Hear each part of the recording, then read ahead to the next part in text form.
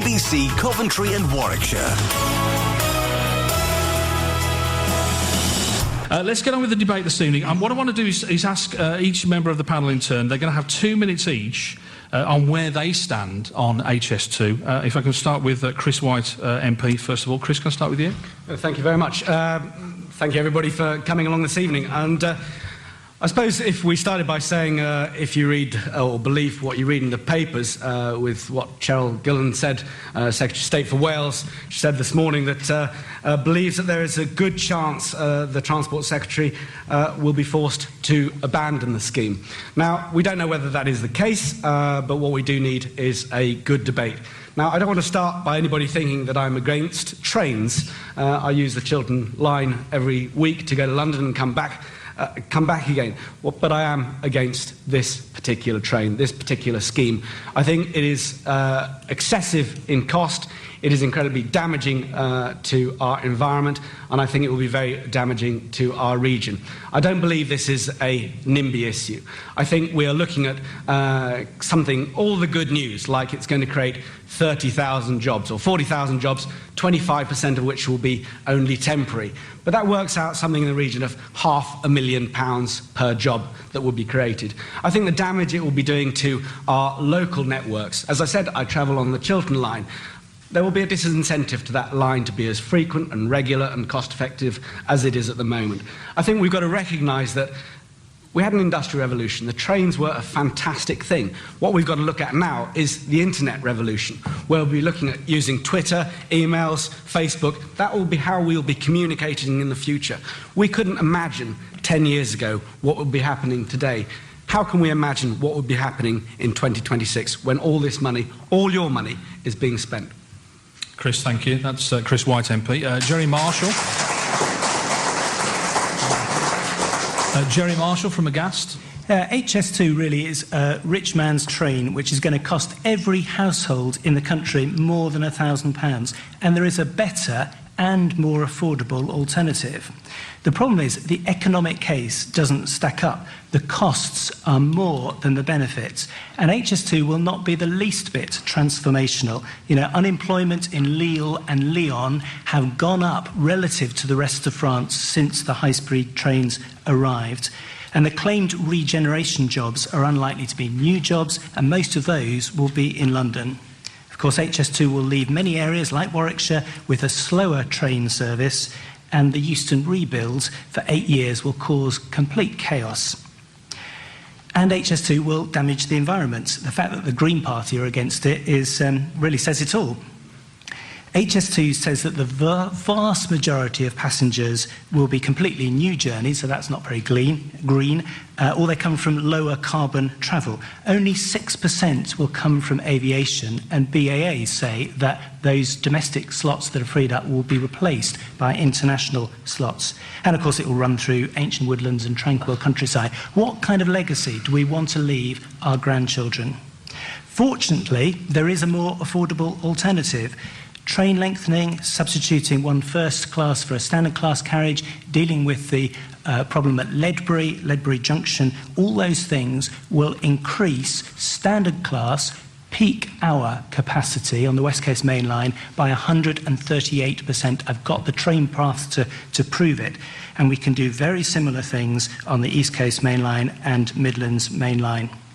And these things can't wait till 2026. We need to deal with the fast commuter trains to Milton Keynes soon, and we can do this within 5 years. You know, we've got a choice. Chiltern Line is just finishing an upgrade which will cut 20 minutes off journey time, cost the taxpayer nothing, and has caused no noticeable disruption. By comparison, HS1 in Kent is running at 1/3 of forecast demand, cost the taxpayer billions, and has left commuters up in arms with the deterioration at local services. So we need to knock HS2 on the head and get on with a more realistic, more beneficial, more environmentally friendly way of improving our rail infrastructure. Jerry, thank you. Jerry Marshall from Agast.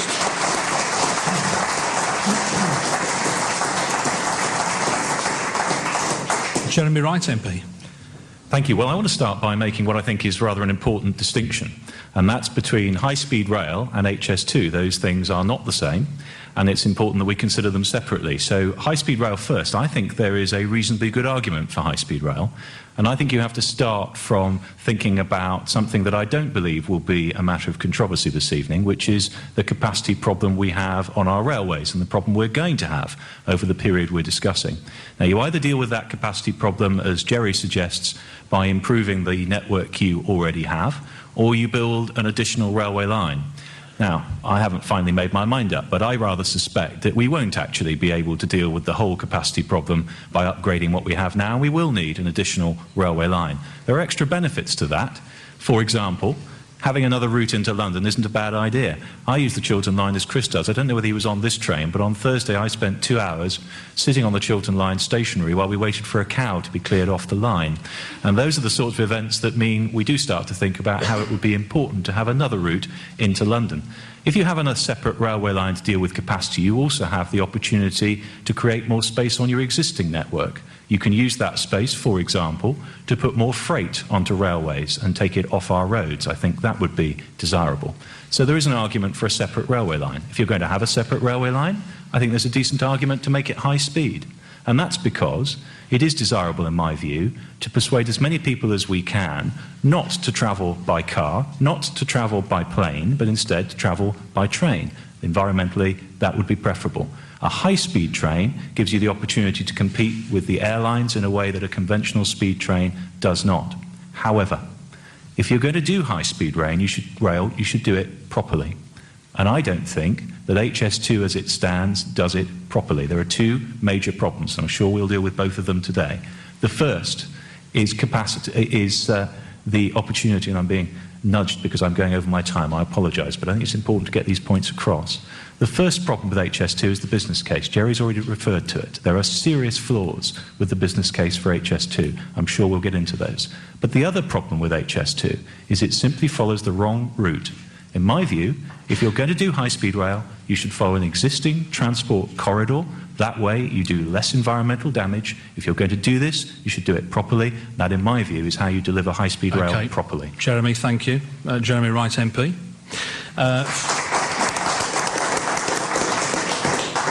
Birmingham Airport's Head of Government Affairs, John Morris. Hi, good evening, everyone. Let me be clear from the outset. I'm not an apologist for High Speed 2. I'm not wedded to the concept of High Speed 2.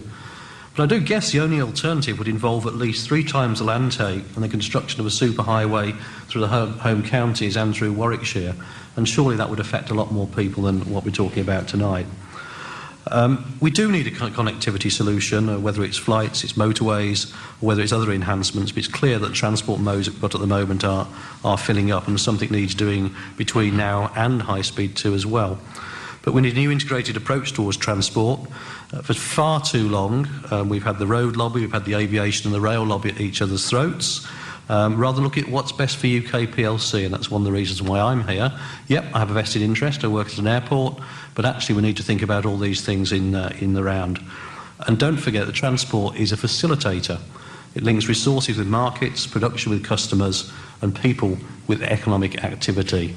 At the end of the day, this is all about people, whether or not you're affected directly by the line, or whether or not you're one of the people, for example, in the Black Country in Birmingham, that's been out of work for a long time and for whom this railway might possibly bring hope. So, from my point of view, if there's a chance to reverse the imbalance and to rebalance the economy, then it's something that's got to be taken. We've got to quite literally bring the country together, and that's what transport does. But the existing links are going to be choked very, very soon. We need an integrated and cost-effective system to significantly alter the geography in the UK in a way that's not really happened since the coming of the railways in the Victorian era. And for those that would say we don't need a high-speed railway, I just take you back to the dawn of the Industrial Revolution in 1829, if I may, when the railways first came about. There were those people that said we don't need to do 30 miles an hour, horse is quite fast enough, and the world has changed. And without being glib, I see that there are a lot of comfortable people here tonight, a lot of well-educated people. I recognise some of the people, and we owe our standard of living to that industrial revolution. The next revolution of transport will bring that kind of opportunity to others. John, thank you. John Morris from Birmingham Airport. And Alan Marshall from Rail News. Well, good evening. I should also add, because it hasn't been explained, that I'm a resident of Kenilworth. I've lived here for 25 years, and I live up near Kenilworth Common, so I'm pretty near to where the present route at any rate, is proposed to go. The railway network in this country is coping with as many passengers today as it was in the 1930s, but then there was a lot more railway infrastructure than there is now. In the 60s and 70s, those of us who are old, many of us perhaps here tonight, are old enough to remember Dr. Beeching. And not just rural branch lines were closed, but entire main lines, such as the Midland Line to Manchester and the Great Central Line between Manchester, Sheffield and London, as well as many substantial stations in big cities like Leeds, Liverpool, Manchester, Sheffield and Nottingham, were all shut forever. That was something our continental cousins never did. Other lines, like the Chiltern Line and the line between here and Leamington, were reduced to single line status, and it still is single line today here. But over the last 40 years, everything's changed, and changed substantially, and heaven knows how it's going to change in the future. But last November, Network Rail published their route utilisation strategy for the West Coast Main Line, and another contemporaneous with it for the Chiltern Line and the West Midlands. And these strategies said that the West Coast Main Line is nearly full to capacity. That's not me saying that, that's Network Rail saying that. They said a continued programme of investment is essential to deal with the expected increases in passenger numbers and to help a climate that allows the economy to grow and flourish. The dominant issue, they said, even after the high levels of investment in the last 10 years on the West Coast Main Line, were needed to address severe, their words, not mine, severe levels of overcrowding on both commuter and long-distance services in and out of London Euston. In the short to medium term, they said, the strategy advises increasing the number of long-distance high-speed services during off-peak times and exploring the potential to operate a small number of additional fast commuter services during the peak. In other words, doing exactly what Rail Package 2 also proposes. OK, Alan. You want me to stop there? That'd be lovely, thank you. Well, I have to say, I think I would like a little more time, bearing in mind that all but one person in this room has said tonight that they are against HS2. It might be useful for those of us who are in favour of it, just to have a little bit more time to say something about it. Well, I was doing it by the clock, so I can only say fairer than that, can't I? Thanks for that. That's Alan Marshall from Rail News, and we will be back with you later on. Can I just mention as well, that's who is here this evening. Who isn't here this evening, HS2 Limited, the company formed to promote the proposals and running the roadshow that's going to be at Kenilworth tomorrow, of course. We asked them to join us this evening, and they politely turned us down. They said it's not down to us, it's down to the government and Department for Transport to make the argument for HS2 and its policy. So in turn, we invited the government to appear on the programme this evening in the shape of the Secretary of State, Philip Hammond, and nobody was available to join us either. So if I can, Chris White MP, can I start with you and ask you, do you feel embarrassed that Philip Hammond isn't here this evening? Has he let you down? No, I don't think so. Do you think he should be here, first of all? I think it's entirely up to him whether he attends a debate like this. I mean, there are a number of forums where he will be challenged, whether it's in the House or Westminster Hall or question times like this event. I think it's up to him if he wants to make his position on this issue.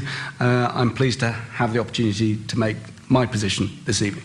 Jeremy, from your perspective? No, I don't think we're embarrassed not to see him here, and actually, as Chris says, the Secretary of State's available to answer for his policy on a variety of different occasions. I do think it's a pity that HS2 Limited are not here, though.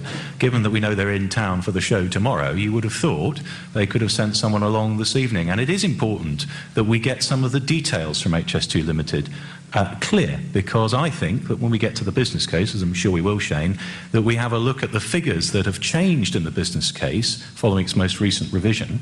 I am not clear, I have to say, and I don't know if anyone here is clear, why those figures have changed so dramatically. It would be helpful, I think, for us to understand exactly what is behind those changes, because until we know, we're going to all, I think, struggle to find the business case persuasive. Can we move on to the economics, actually? Thanks for that. If we move on, if I can bring in John Morris from Birmingham Airport, because obviously, from a business perspective, this is one of the reasons, John, why you're quite eager for HS2, because it will bring, hopefully, it'll bring business to your doorstep at Birmingham Airport. And of course, nobody, I would think, would begrudge you that. But are you confident? Are you happy about the economic case that's been made? And what I'm talking about there is things like the cost of a ticket on HS2. Are you confident that when the trains arrive, there'll be people getting off them at the station? Well, that's quite a lengthy question, so I'll answer the last part first. The answer is yes. I'm very confident that there'll be demand there, because basic supply and demand suggests that there will be. Can I just turn that part of the question on its head, though? If you look at the capacity on the existing West Coast and start looking at the fare levels between typically Birmingham and London, you talk about business customer, you're talking about £250 or thereabouts. There's a well-known formula in a well-known book the railway industry has that looks at the kind of price increases you have to put on to manage demand, and that's a posh way of saying scare customers off. And with no more capacity on the West Coast at the peak times when people want to travel, you are going to go for a position where those fares are at 250 to a very, very scarce resource indeed. And I'm not going to put a figure on it. Others more worthy than me can do the sums. But you are looking at very, very substantial fare increases to price people off the railways. Jerry, I was going to say, Jerry, I know you've got some thoughts on this, haven't you? Absolute rubbish. No more capacity. It's only running at 50% capacity. If it was an airline, it would have gone bust. I know it's different because it's a one-way kind of thing.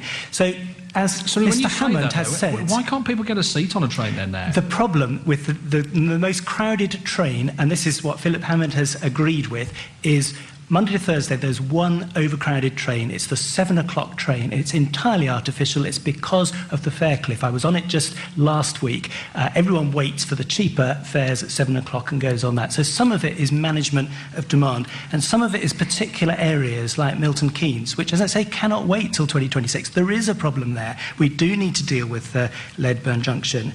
But there isn't an overall major problem that we can't deal with, because we can double the number of seats, and through timetable changes and through other measures we can increase very substantially, more than double capacity on the 3 main north-south lines, and we can treble them when we start to deal with some of the engineering pinch points. But we can roll that out gradually. We don't have to take the big risk. Could I chime in there? I was going to bring you in, Alan. Can I ask them why Network Rail, in their route utilisation strategy, speak of severe levels of overcrowding on both commuter and long-distance services into and out of London Euston? Yes, have you, in the same way you're objecting to HS2 and the current proposals, have you and other people like you also objected to Network Rail in their consultation process on their route utilisation strategy? They're absolutely right that on the fast commuter chains to Milton Keynes and Northants there is a problem, and it needs to be dealt with before 2026. Of course it does. We need both RP2 and HS2 probably, or a high-speed line. Monday to Thursday. They are the only ones designated overcrowding. And at the moment, the demand is growing at 5, 6, 7% per annum. No, it isn't. It's been stagnant for many years. In terms Virgin of say that they have had an annual increase since December 2008 of 15% per annum since the new timetable came in December 2008. Can I just say, Alan, for people who are not sort of au fait with trains, apart from as a passenger, and you're sort of quite competent in your knowledge of these things, we're not comparing apples for apples, though, are we? The high-speed train ticket, for example, will be vastly more expensive than if you were travelling on a Virgin train. Absolutely, that's not the case. Absolutely not. And everybody, HS2 and the Secretary of State himself have repeatedly said that all the planning is based on the present fare levels. And just think about the fact that we're talking about trains which could easily carry on the new line 1,100 passengers a time. If they were double-deck, as they are in France, and the new line would be large enough to permit double-deck, which the present line does not, you could have up to 1,500 passengers on a train. Now, if let's just say for a minute, to run that train economically with 750 passengers on it would be 50 quid a fare. Yeah. If you could carry 1,500 passengers on it, you'd only have to charge £25 per head. And what's like the airlines, when wide-bodied aircraft came in and they doubled the number of seats in the aircraft didn't cost much more to operate, but they could carry a lot more passengers. Fares came down. It isn't a wide-bodied aircraft. It's more of Concorde, isn't it? Which was £6,000 It will have where the trains can operate entirely.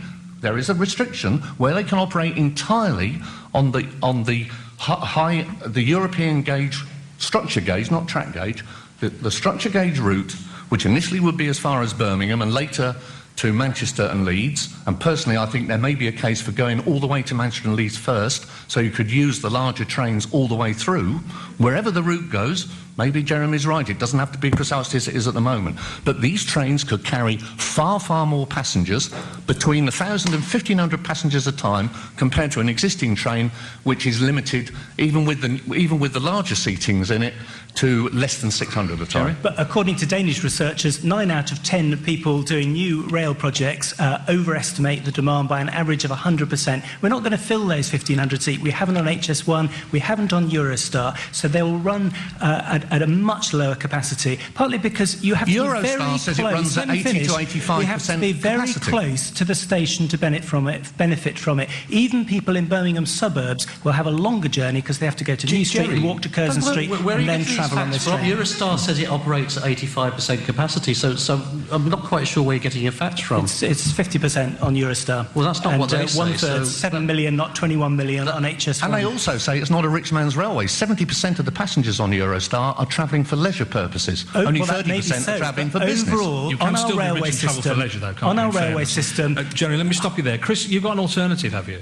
Well, I think what we were talking about in the beginning is making what we have better and more sustainable. I think, and to what Jeremy said in the first quote, yes, I was on the train that was slowed down by the cows. So there are, it's things like that we need to sort out, but we don't necessarily need to be building a high-speed train to actually sort those issues out. I think we do all travel on trains that are half empty. We need to make sure the capacity is better managed.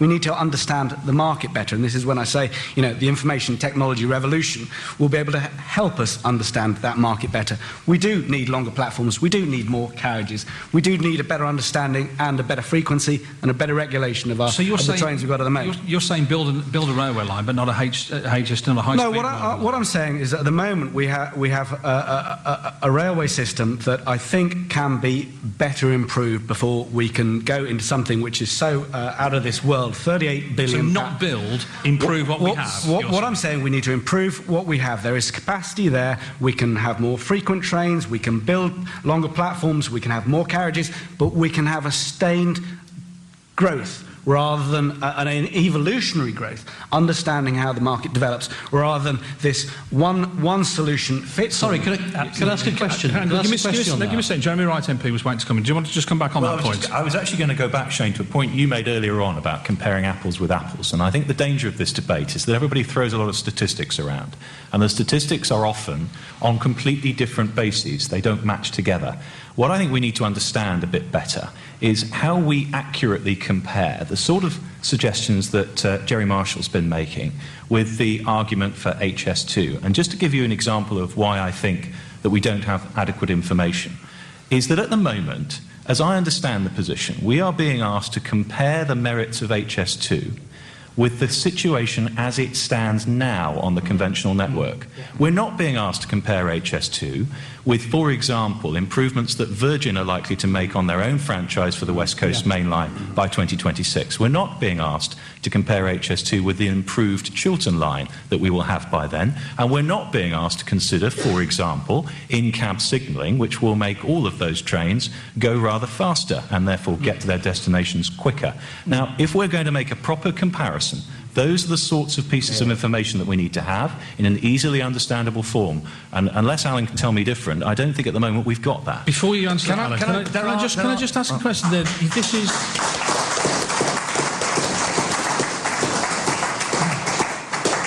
I appreciate what you're saying, but this is your government's consultation process, and you're telling us that they're not giving us the information that we need. Something's seriously wrong, isn't it? I think there are serious gaps in the consultation. I think there are serious gaps in the information we need to be able to make our minds up properly. And I think that needs to be remedied. But it is a consultation. That's the point. There's an opportunity for us to say those things. I know I will be in my consultation response. I imagine many people here tonight will too. And there's therefore an opportunity for the government to say, you've made some fair points there. And we need to go back and have a look at what you've said. And we need to change what we are proposing. Bear in mind, these are proposals for consultation, and if anybody thinks that there is no chance whatsoever of the government changing its proposals, I would simply suggest you have a look back at the newspapers from the last 2 weeks or so, whether it's health or sentencing. You will see, if nothing else, this is a government that's prepared to listen and change its mind. Let's help it to do so. Let's bring John Morris in front, and then we'll open questions up to the floor then. John Morris from Birmingham Airport. Well, a couple of observations there. The one is to our friends from Westminster. I mean, is the implication that you don't trust Network Rail because they're saying that their railway is full up? The second one being that everyone talks about teleconferencing and networking. When are you going to start that at Westminster? I can't see that happening anytime soon, and I can see a lot of other companies that won't do that either. The third one, just hoping it's all going to get better. Well, frankly, we've had 15 years of the last West Coast Rail franchise, and the upshot of it is £9 billion spent, and we get from London to Birmingham 6 minutes faster than we did in 1974. And indeed, since 2004, when the Pendolino trains were introduced, getting to Birmingham is now 4 minutes slower than it was in 2004. It's gone from 81 minutes to 85. So given the congestion on the existing Coventry corridor, which is not of Virgin's making, make that absolutely clear, I don't see that anyone's going to wave a magic wand anytime soon and improve the kind of connectivity that we've got. So we need to be in the real world here. There are a lot of facts and a lot of counterfacts, but let's not obfuscate. Let's just be absolutely clear. The railway is filling up. Gentlemen, can I just stop you there? I want to open up to questions to the floor now. First of all, anybody want to... that gentleman over there in the jump on over there. That's it, yeah, thank you.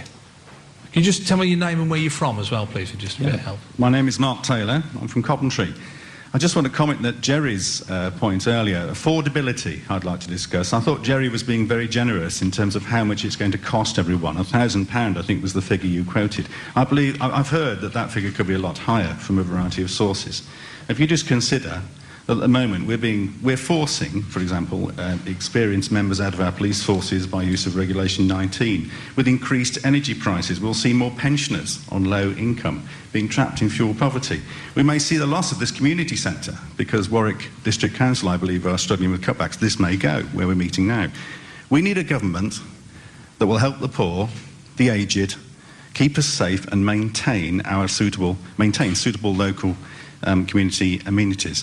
I'm not against improvements to rail, it's just wasting billions on this particular HS2 project is just ridiculous. It's for the business elite and it's not acceptable.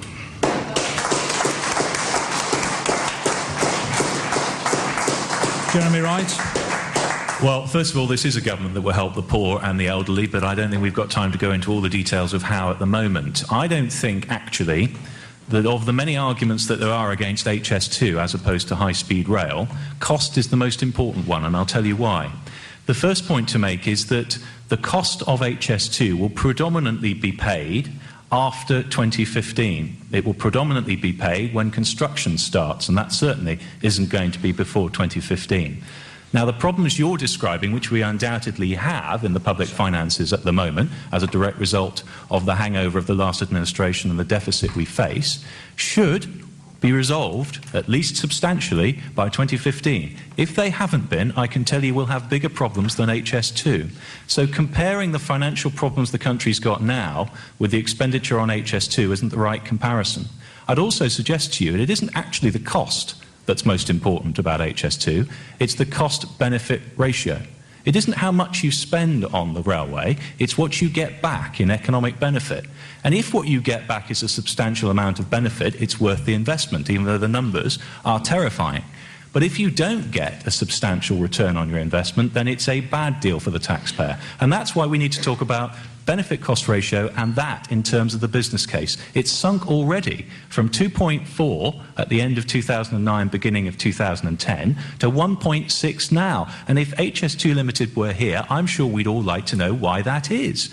And if we can't rely on that benefit-cost ratio to be robust, when we're talking about a period of less than a year, how on earth are we supposed to rely on its figures up to 2026? So that's the question. Would a better comparison be the Northern Relief Road then, when you're talking about investment and return? Because there's an example of a project that was funded, hasn't lived up to expectations. Some people say it was overpriced. There are alarming similarities screaming in the background. Well, there are two things to say about that, aren't there? The first is it demonstrates, if you needed further proof, that every infrastructure project always runs over its projected costs. The second thing is that was a project that operated over a very much shorter timescale than we're talking about for HS2. As I've said, but the I'm willing were wrong, to be. That's the point. Yes, of course. But my problem is that we don't know how it is HS2 Limited are coming to the conclusions they're coming to. Even they've accepted their sums are wrong because their sums have changed in less than a year.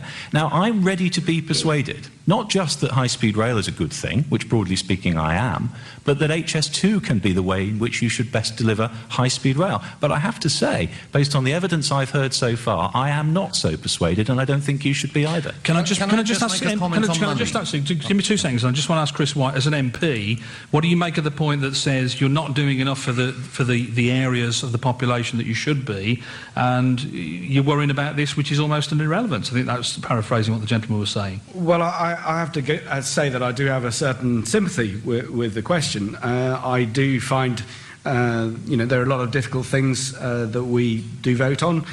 We have, without becoming political, there is an enormous heritage that we have to deal with. I can stand up and say why I have voted for what I voted for.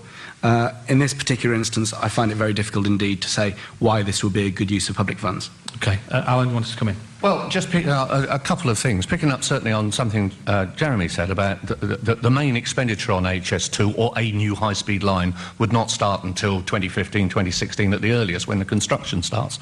At the moment, the sort of money that is being talked about in the future is being already spent now on building the Crossrail line in London and on improving the Thameslink line in London, all to London's benefits. I don't hear anybody ever objecting to that. And also, it's worth just pointing out 2 things. One is that when you invest in railways, railways are in extraordinarily long-term assets. The West Coast Main Line was opened London to Birmingham in 1838. It's still going today, 170 years later. And the other point to make is that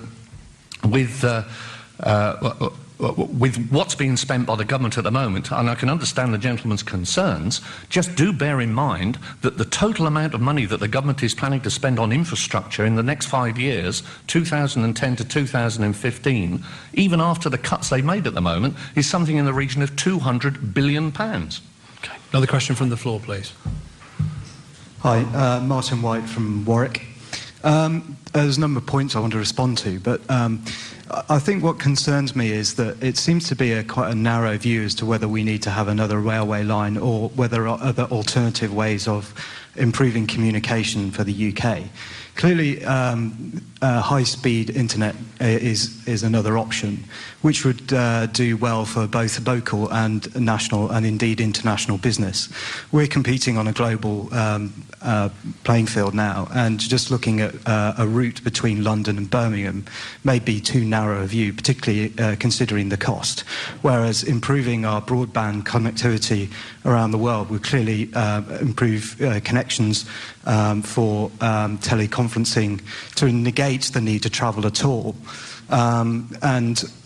Indeed, what are you expecting those people that would travel on a high-speed rail link to do with the extra 10, 15 minutes they may gain over traditional transport links as they stand at the moment?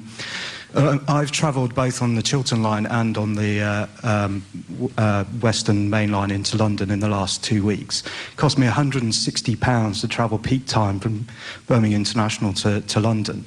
I don't know that you can actually justify that cost at the moment, let alone increasing it to even greater fare levels for the majority of the people who aren't travelling on business anyway. Final point I want to make is about the environment. Clearly, digging up the countryside is not really in anybody's interest unless you want to try and make money out of it. It's obviously of interest to the airport because then that will increase flights. So there's going to be a double impact on the environment, both from an increase in rail traffic and also on plane traffic, and that's going to impact our local environment. Let me put that point, thanks for that. Let me put that point to John Morris from Birmingham Airport. I'm guessing that you're hardly likely to say we should all teleconference a lot more and not get the plane. Frankly, it's naive, because to try and sell to Asian markets by teleconferencing is something that just isn't going to happen if you start looking at some of the culture that there is in Asia. Raymond Baxter told me in 1969 we'd all be living on the moon and teleconferencing, and it's not happened yet. But why on earth do I support High Speed 2? Is it all a conspiracy so that I can put Heathrow out of business, as the Warwickshire County Council suggested recently? Well, I don't think my absolute number at Heathrow will be having sleepless nights anytime soon. But I've got absolutely no qualms at all, none whatsoever, about attracting more passengers to our airport. And that's because our airport is only a third full. It's got the infrastructure there, it's only a third full. And every million passengers that we have through our airport creates 1,000 jobs across the regional supply chain, and that's significant. And don't forget, about a third of our workforce comes from Warwickshire. So if that councillor doesn't want to see his constituents in jobs, I'm amazed. And the other point the gentleman made as well is the environmental impact. And of course, again, that's something, as an airport, you're under a great deal of pressure we all have to deal with. We all have an environmental impact, and indeed... If you're saying that you're at a third capacity now at Birmingham Airport, are you? And you're hoping to put on another two-thirds of the flights? Just over a third. We have permission within all the environmental work that we've done to go to 27.2 million passengers by the year 2030. Right. Simple as that, it's done. And we've got the capacity, and the whole idea of what's happening in the southeast with the airport's agenda being better not bigger is something that we commend, because otherwise you're going to end up building whole new airports elsewhere. The simple fact is that people need to travel. We need to spur on commerce, because we need to get people into jobs, to pay taxes, to finance things like this centre here. I'm a business person, and I'm currently setting up a project in Asia, and the first time I had to meet up with the partners, I did travel, but now we have a weekly teleconference, and that is changing the way that we work, and calculating the benefits on HS2 to 2086, which will be a completely different world, is absolutely crazy. There's been no increase in long-distance domestic travel for decades, so we need to take a less risky solution, something that you can roll out in line with demand, not an all-or-nothing solution like HS2. It will be a different world by 2086 if you have your way. It will be a different world by 2086 if you have your way, because I'm afraid we will become an economic backwater and we will not be able to live in the way that we want to live. Not going to happen. Let's bring in Jerry Coltman, who's on the front row for us this evening. Jerry, if you can just let everybody know. Larry Coltman, Coventry and Warwickshire Chamber of Commerce. We had a meeting with HS2, and Jerry was present to represent Aghast. I have to say, HS2 need to get their finger out and start doing a better job of putting forward the arguments, because there are some very significant economic arguments in favour of HS2. Some of our members, including Jaguar Land Rover, one of the major employers in this region, are totally behind HS2. Birmingham Chamber of Commerce, totally behind HS2. Coventry and Warwickshire slightly split, to be fair. Slightly sitting on the fence because we didn't have the right information. We had a very useful meeting with Lord Adonis before we met the local MPs and got some very helpful facts and figures which support our views. Jerry, you're plain wrong on the current capacity on the line. No, I'm not. I can't get seats. I travelled 4 times last week. Have a look at my blog. You travelled 1 time last week. I travelled 4 times. The 10:30 Super Saver tickets, people from Coventry have to stand. You ask people that use the service. I use it every week. Those people, yes, so they're busy. 7 o'clock is busy. 8 o'clock is busy. 8:30 is busy. People from Coventry cannot get seats at the moment. And that's despite the fact we've got 4 trains an hour and it's gone down to an hour's service. But only 294 standard class seats. We can double that. Now tell me this, Aghast, because this is the big issue in Coventry and in Rugby and in other towns along the line. If you want to put a whole new twin track in between Birmingham International and London Euston along the existing West Coast main line, I'm not saying that. Whose houses are you going to knock down to put it there? Because it's going to cost a fortune. It will. We have to have extra tracks to take extra capacity. It's impossible to do that without knocking down a lot more property, far more than is going to go with HS2. We're not saying that. We can increase from 294 seats, which is the current Pendolino, to 594 seats, and we can do more with the timetable, which is where the 138% figure comes from. Lord Adonis is wrong, and I've challenged him before and said, basically, are you lying or are you ignorant? Because he hasn't picked up the the information that we've been doing to optimise the alternatives, working with rail experts. So there is a better, cheaper alternative that we can deliver more quickly and that will help more people, including travellers from Coventry who don't want to go to Birmingham International, then get a people mover to Birmingham Interchange, and then get another train to Euston. Shane, can I say something about capacity?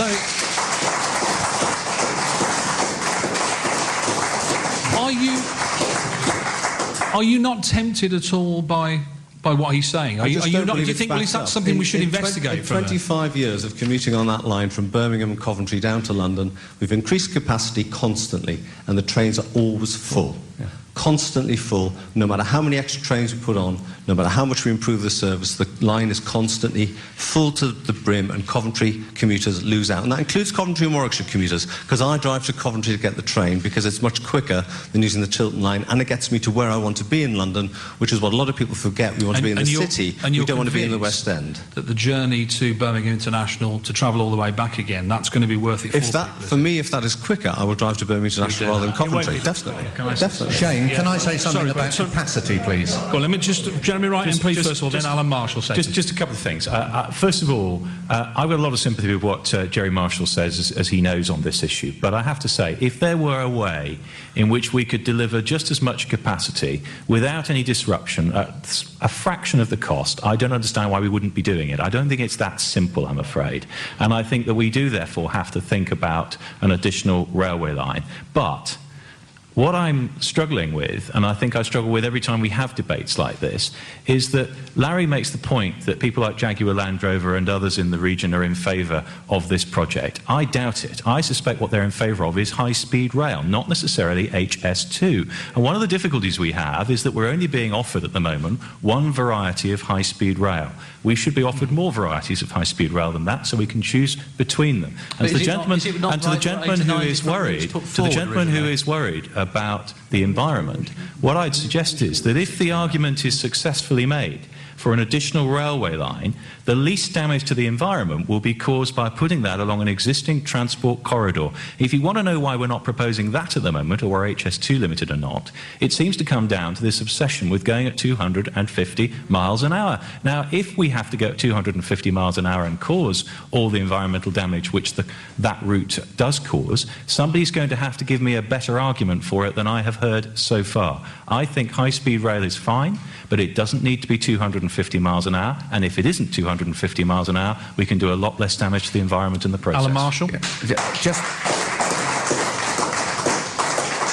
on the question of capacity, there are, and Jerry, for example, Jerry Marshall likes to trot out lots of numbers and percentages for the passenger trains, but as well as the number of seats there might be on trains, there is the question of the capacity of the infrastructure itself and the number of trains it can handle.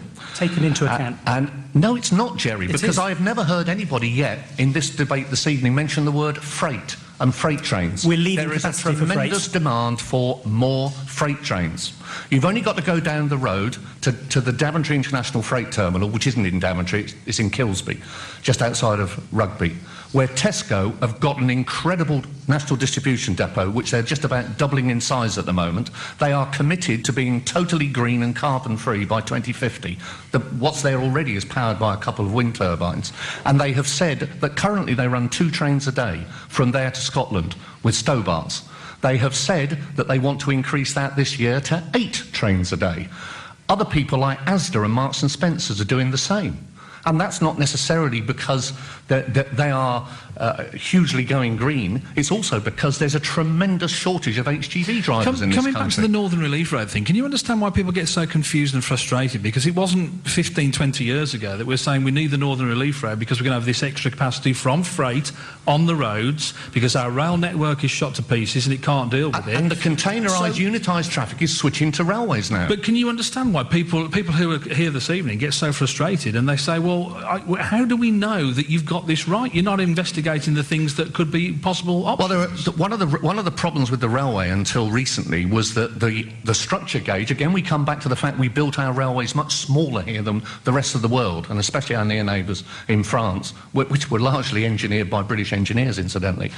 The problem is that until recently, the larger containers, which are favoured throughout the world now, the high cube, 9'6" high containers, were too high to pass under many of the bridges in this country. Network Rail have just spent about £150 million, or in the process of. They've just finished upgrading the route from Southampton to Nuneaton so that the high cube trains can come that way. And they've nearly finished doing from Felixstowe to Nuneaton, where they're building a new flyover shortly to link up with the West Coast Main Line, which will enable and almost certainly will cause an awful lot more traffic to switch from roads to trains. And as I say, one of the reasons why shippers are wanting to put things on trains is that they cannot get them onto the roads because the road haulage industry is desperately short of drivers, about 11,000 at the last count. Okay. In one sentence, can I say this train path that I've got, the 138% increase in peak time capacity, safeguards spare capacity for freight. That is taken into account. How many an hour, Jerry? I don't have the details in front of me, but I can supply that. This is, right. Yeah. Gentlemen, we'll move on. Another question from the floor, please. We'll try and get as many as we can in. Yes, sir. Thank you. Marcus Rogers. I'm from the 51M group that represents councils across the country against the High Speed 2 proposals. I would stress these are councils who aren't just on the line, but across the whole country. And 51M is the amount of money that each parliamentary constituency will have to pay in order to deliver the HS2 proposals. I'm pleasantly surprised, though, this evening to actually agree with John Morris on one particular point he raised, and that's the need for the UK to have an integrated transport strategy.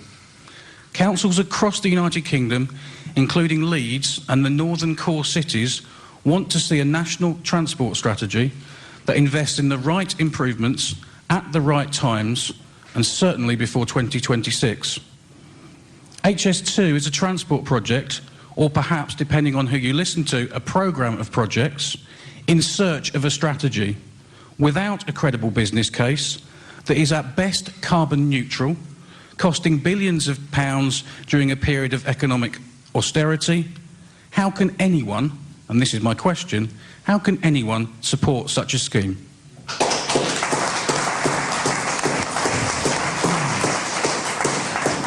John Morris from Birmingham Airport. Do you want to come back on that point? Well, I think the point was made quite eloquently earlier that the great lion's share of the expenditure on this comes some years down the line, and frankly, if we're not out the doldrums by then, we're in real difficulty. I do ask the question at a time when evening bus services are being curtailed, whether donating towards 51M is the best thing that local authorities can do. I do have to say, because there are other forums to debate this. But just to mention very briefly what was said about the routes, and clearly there are those that believe there are different routes available. I believe there are up to 16 different routes were discussed before a final one was put forward. But this wasn't actually made public because the experience with High Speed 1 was one which blighted a lot of Kent for a very long time. So you do have to be reasonable about the way that you adopt these things. I'd agree very much, though, with what else has been said, and as a frequent user of M6 toll, I do understand people's frustrations with it, not least of which is the pricing regime. I think that any project like this that is done in our name needs to be a lot more transparent than I perceive the M6 toll to be at the moment, and I think that that's probably something we can all be in agreement with here. Okay, Jeremy, can I just say quickly, John, you're right, I think, that there was some logic in saying we do not announce 16 prospective routes for HS2 and blight half of the Midlands in the process. But what I object to is the least amount of work that's been done on looking into those alternative routes. It looks to me as though what has happened, and I don't think HS2 Limited have seriously denied this, that unless a route matches the requirement of travelling at 250 miles an hour, it's gone straight in the bin. Well, that's not good enough. We need to look at those alternative routes as part of a proper balance between the speed of the line and the environmental damage that it does as a consequence. And actually, when you start to probe, you discover it's not quite as much of a difference as you might expect if you drop the speed. And I think we've got at least one gentleman in the audience who's been able to determine that if you drop the speed from 250 miles an hour maximum to 180, you will actually cost yourself 2 whole minutes in journey time between London and Birmingham. I think there's a good deal more scope for looking at ways in which we can deliver different routes with less environmental cost. Alan, is there a... Is there a fixation in the industry with this golden 250? Is that your experience? No, that's not my experience. What are they saying about speed?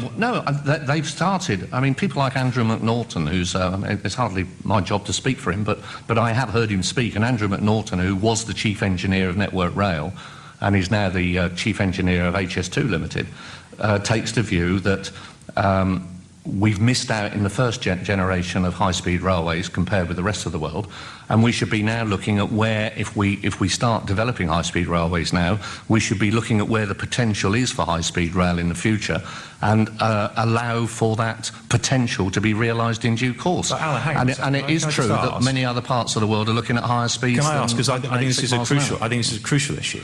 I understand that the business case for high-speed rail gets better the faster you go. I think we'd all understand that. But it can't be right, can it, that you look at exactly the same way of delivering a high-speed rail in this country as you look at for other countries where the geography is different and the requirements are different for journey times. Just saying we want what they've got surely can't be good enough. But I'm not saying that. Right for us. I'm not saying that, but I'm suggesting that that's the sort of thing that Andrew McNaughton, their chief engineer, has said. But if we are going to adopt another route, I mean, I was always taught that the shortest distance between 2 points was a straight line. And when you look at HS2, what they've clearly done is look for something that's as straight as possible. Now, it can be argued that they're looking for something as straight as possible to get the highest possible speed. Yeah. But if you start taking alternative routes, like following the M40 corridor, for example, you may well be extending the distance of the line, which will do more than our 2 minutes if it's and it may be that doing that reduces the economics. Remember, the other thing is the number of trains that are needed. The faster you go, the fewer trains you need. All right, Alan, thanks for that. Another question from the floor? Joe Rukin from the Kenilworth Action Group. I'd just like to follow on from what Jeremy said about the lack of information, and that's key to why HS2 Limited aren't here. Because over the last year and a half, getting reliable information out of them has been like getting blood out of a stone. And I want to ask, where are they? Where are HS2 Limited? I'll tell you where they are. They're 200 yards across the road, sat in the poshest hotel in town on expenses. And the excuse that they've given for not being here, go and ask the Department for Transport. They are a wholly owned subsidiary of the Department for Transport. And they've been asked to take part. They can't be bothered to cross the road. And here in Kenilworth in the last year, we've had to fight to save our nursery school, we've had to fight to save our fire station, we've lost the police station, and now it's here where we're having this debate. It's a youth club that's under threat right now. And over the road, Alison Munro, the chief executive of HS2 Limited, is sat, sipping daiquiris or whatever on £200,000 a year. So don't say that we're not spending the money now. Over £200,000 a year, which is over double what it costs to run this centre. And if we're spending the money in 15 years' time, what I'd expect would happen is all these things that we've lost, that we're losing now, the first job is surely to bring some of these services that everyone relies on back and not blow the lot on a fast train for fat cats. It's going to cost £18 billion just to connect London to Birmingham, 2 cities. That's all we're getting for £18 billion. No, it connects with the West Coast Main Line at Lichfield. Joe, can I bring in Chris White MP? This is right, your street, Chris, isn't it? This is why you became an MP, isn't it, to help people with concerns like this? So presumably you'll be beating a path to Philip Hammond's door tomorrow morning and saying, why the hell weren't you there?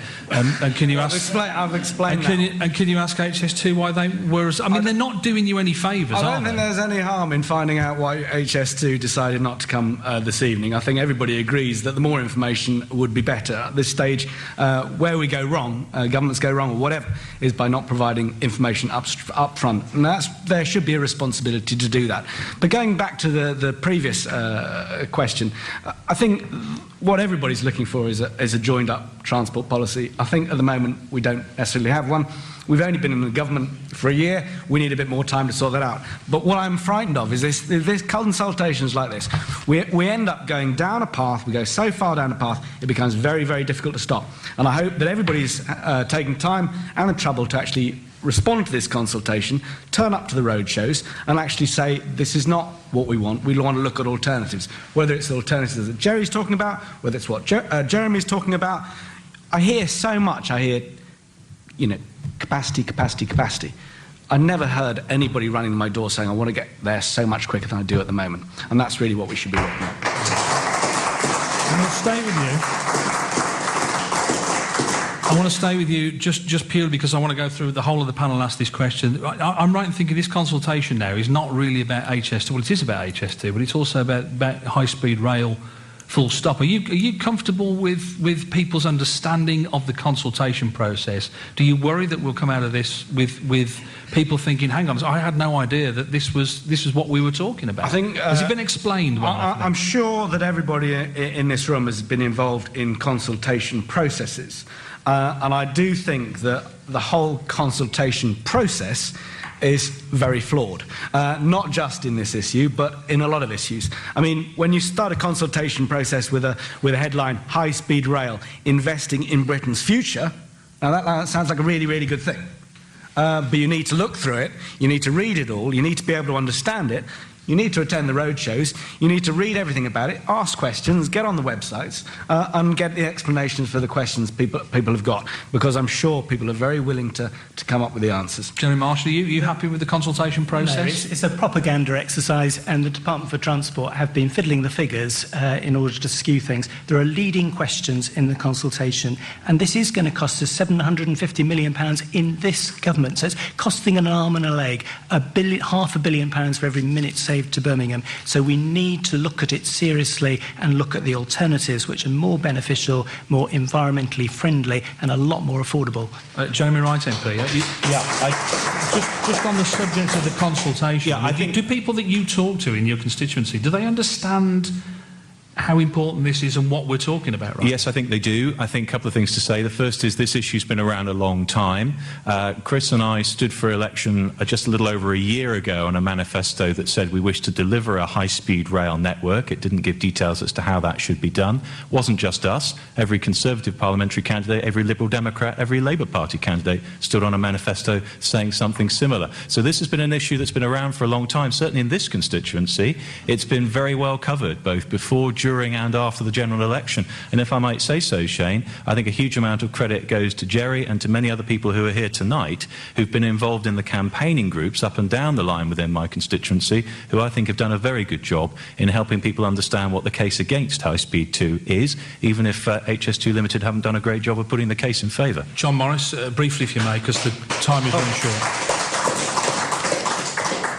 Look, there are those that are directly affected, for example, because the line involves the demolition of their property, or like Jerry, it impinges upon their land and it could cause significant nuisance. Now, I understand why Jerry has that kind of issue with it, but it's essential that those in this group are properly compensated and mitigated. There's no suggestion that won't happen.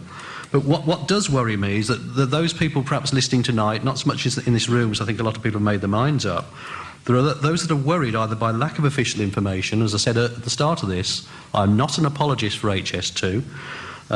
They're either affected by lack of information from official sources or by erroneous claims from others who oppose the scheme. I mean, if we look at the noise booths at Burton Green, someone was actually playing additional sound behind the noise booths. Now, what kind of fair and objective... Congratulated by the sound engineer from HS2 Limited for the accuracy of that noise. Well, I think... John, I just want to... we've got about a minute left on the show. Alan, final point? Well, just finally, my understanding is that this consultation process is not the be-all and end-all of the whole process. It's an important part of it. But it's going to, apart from that, while the results are being analysed, the Select Committee, the Parliamentary Select Committee, is going to be carrying out its own inquiry. And once this is all over and the government, assuming the government makes some decision, it may decide to go ahead exactly as it is, it may decide to go ahead with some further changes, whatever. If it does decide to go ahead, it then means a very complicated hybrid bill is going to have to be drawn up and a year's debate through both houses of Parliament. Gentlemen, time's beaten us. Thank you very much for everybody for being with us this evening. Alan Marshall from Rail News, John Morris from Birmingham Airport, Jeremy Wright MP, Jerry Marshall from Agast, and Chris White MP. I'm going to say a very big thank you to everybody who was very patient, very well behaved, and had a very sensible debate in the hall this evening. Thank you very much.